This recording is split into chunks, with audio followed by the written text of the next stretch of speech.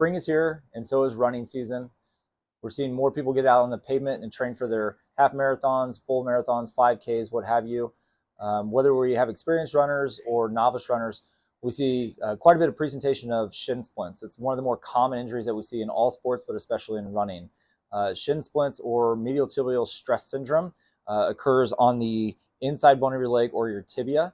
And what we see is a soft tissue injury from repetitive strain that can irritate purely the soft tissue, the fascia, or sometimes down to the periosteum that covers the bone here. So we'll go over a few exercises of what you can do to help work through shin splints. When managing shin splints from home, one of the things we want to start with is foam rolling. Foam rolling helps to loosen up the muscles and connective tissue and really just create some more range of motion in the joints above and below those muscles, right?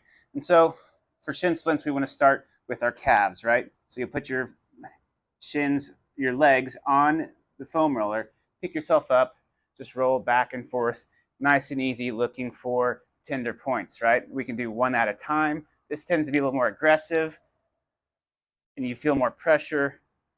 Or again, that 2 at a time. If you're doing 1 at a time, make sure you do both legs.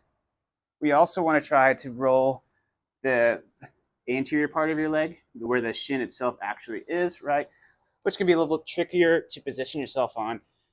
But you kind of twist yourself up like a pretzel, find those tender points in the shin, and just roll back and forth, nice and easy, using your arms to balance yourself and making sure to roll both sides.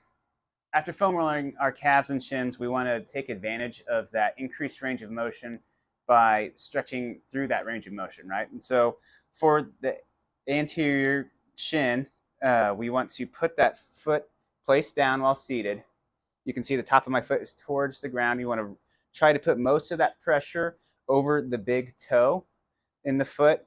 Then you're just going to lean forward until you feel a nice big stretch down the front of your shin, right? To increase that stretch, you can either press the top of that foot into the ground or drive your knee towards the floor. Now you can hold this for up to 20 seconds. Go ahead and relax. Take a few to kind of let that muscle recover, then press back into the floor to tolerance. You can do this multiple times a day. Do both sides as needed. After foam rolling and stretching our leg, calf, shin, we want to make sure we're also strengthening it through that similar range of motion, right? So to do that, you want to loop your foot through a band. You see I did that preemptively.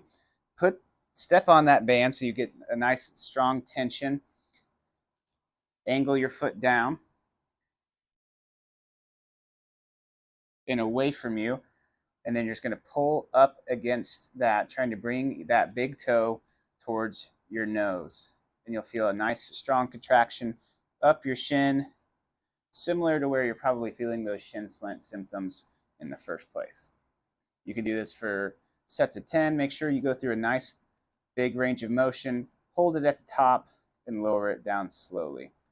And be sure to repeat on both legs.